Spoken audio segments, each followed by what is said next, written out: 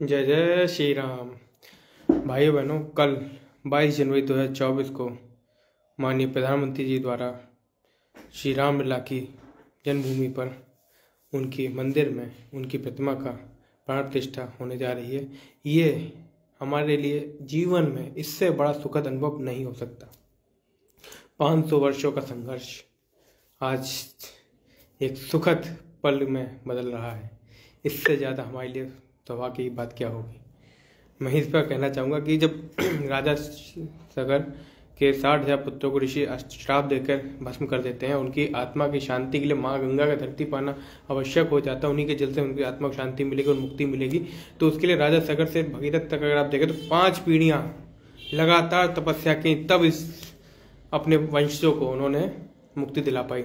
उसी तरह हमारी 5 पीढ़ियाँ 1526 से आज तक संघर्ष किया, तब जाके हम जीत पाए। इसमें अनेकों लोग जिनका नाम भी नहीं पता, जिनके वंश का भी अब नहीं पता कि बचा कि नहीं बचा, उन्होंने अपना सर्वस्व न्यौछावर कर दिया, अपने प्राण दिए, लड़े कटे मरे, लेकिन संकल्प नहीं छोड़ा। हमने संकल्प लिया था, आज हम अपना संकल्प पूरा कर रहे हैं। इस सौगंध राम की खाते हैं, मंदिर वहीं बनाते हैं, हमने वचन निभाया है, मंदिर वहीं बनाया है। इससे ज़्यादा सुखद हम लोग के लिए क्या होगा। ये संघर्ष, इसमें हमने आक्रांताओं का अत्याचार देखा, अंग्रेजों की अत्याचार देखा, उसके बाद भारत के आज़ादी के भारत के शासन व्यवस्था में जो लोकतंत्र के नाम पर जो शासन व्यवस्था स्थापित हुई, उस शासन व्यवस्था में हिंदुओं के ऊपर हुए अत्याचारों को भी हमने देखा है।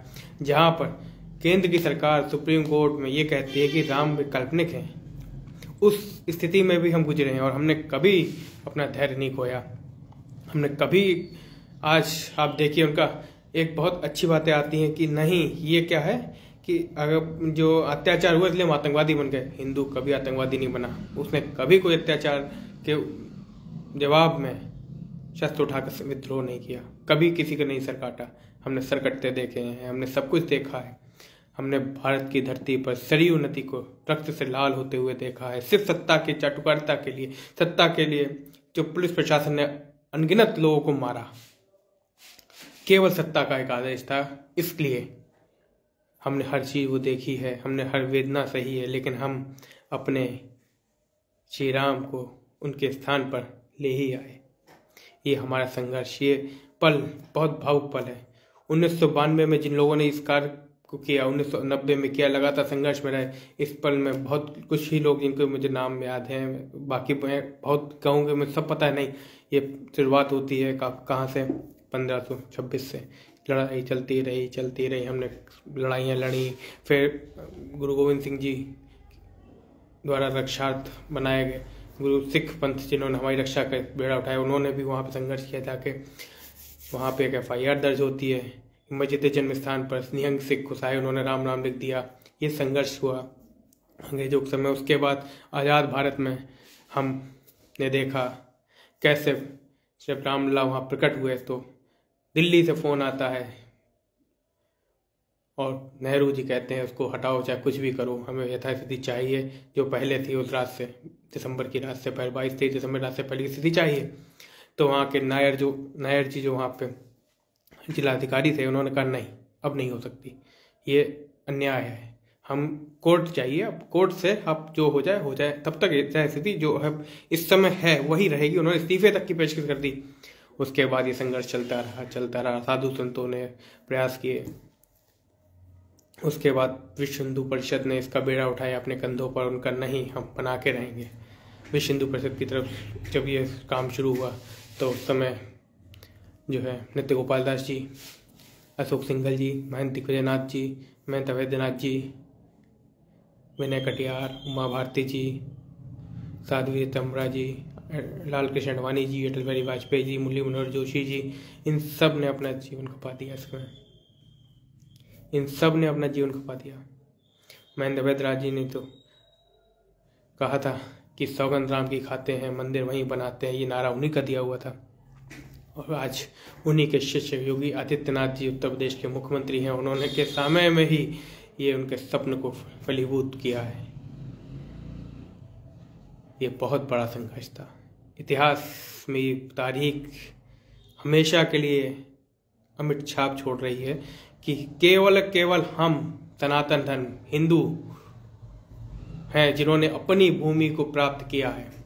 ईसाइयों ने कभी भी अपनी, ईसाइयों यहूदियों ने लड़ते हुए भी कभी भी अपनी भूमि यरूशलेम में प्राप्त नहीं कर पाई, केवल हमने किया है। और हमने संघर्ष छोड़ा नहीं, हमने कभी भागे नहीं, हमने हमने हमने हर वो प्रताड़ना सही है जो है किसी ने नहीं सही होगी, लेकिन हम छोड़े नहीं। हमने प्रताड़ना ऐसा ही, हमने सब कुछ किया, लेकिन हमने अपनी आस्था, जब भारत पे आक्रमण करते हुए भारत की जनता को लगातार मुस्लिम बना रहे थे तलवार की दम पे, उस समय भी भारत में कोई ऐसा नहीं था जो उनके धर्म को बचाए। केवल उनकी आस्था, अटूट आस्था जो उनके धर्म स्थानों को नष्ट होने जाने के बाद भी लगातार बनी रही, केवल उसने उनके धर्म को बचाया। कोई नहीं था जो अपने सर पर धर्म ध्वज लेके चले, कोई नहीं था। केवल जनता, उनका विश्वास, उनका अटूट विश्वास, आधी रोटी सूखी रोटी खाकर भी उनका अटूट विश्वास अपने प्रभु पे रहा और उन्होंने अपने संघर्ष को जारी रखा। ये भारत है, ये भारत की आत्मा है, जिस पे 1000 वर्ष भी आक्रमण रहे, जिस पे 1000 वर्ष तक आक्रमण होते रहे, लेकिन वो उसने अपनी आस्था नहीं छोड़ी। हमारे सोमनाथ मंदिर तोड़ा गया, 17 बार टूट के बना। हमारा काशी विश्वनाथ मंदिर तोड़ा गया। हमारा ऐसा कौन सा धर्म स्थान मुख्य है जो उस पर ऊपर आक्रमण न किया? श्री कृष्ण जन्म स्थान तोड़ा गया।